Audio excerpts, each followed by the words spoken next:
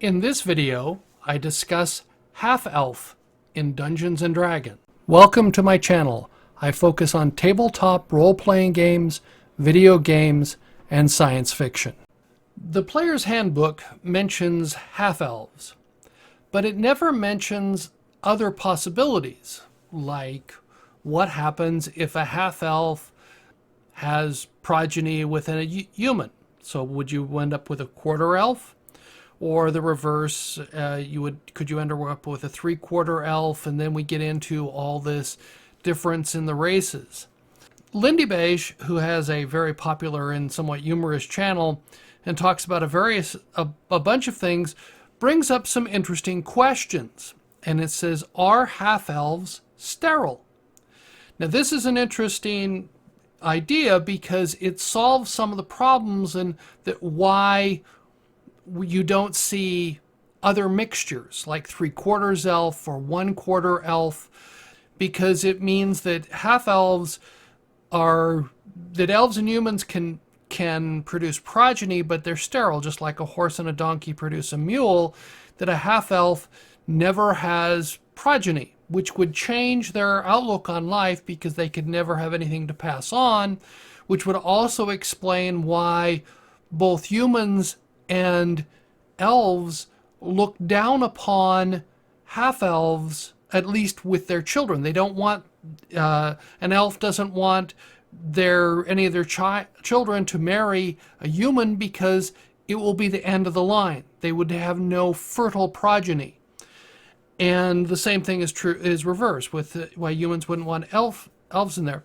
So this brings up an interesting question. If we go back to like the movie 300, which it talks about the Spartans discarding those who don't match, are the elves, I've already talked about the elves being somewhat biased in that, would they discard any of their half-elf progeny?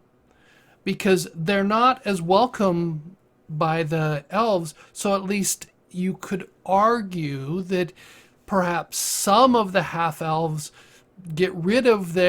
some of the elves get rid of their half-elf progeny at birth because they aren't elves. Or the reverse is that a human would see the pointed ears and immediately go, oh, I don't want that, and so then I would discard it. We take a look at in other cultures where if you have a girl, they can be killed at birth. There are some places on the planet where that unfortunately happens. Would that happen with half-elves? That they're not accepted even at birth? The other interesting question is, so you have a half-elf with a human mother. Can she pass off her child as human by just wearing a cap over the head? The only real obvious thing is the ears. The eyes have something, but you might just write that off and just say pass off your child as a human. And they always wear hats. Reminds me of an episode from Star Trek where Spock and Kirk go down to the planet and they try and pass themselves off and Spock is wearing the hat. But it allows you to think about that. This gives you a different idea about how to play the half-elf because they would be very different from elves and humans because, one, they're sterile, so they have no progeny. They can't have any children. The other question is, how were they treated when they were growing up? That could really hurt someone if they knew that their parents really didn't want them from birth. Thank you.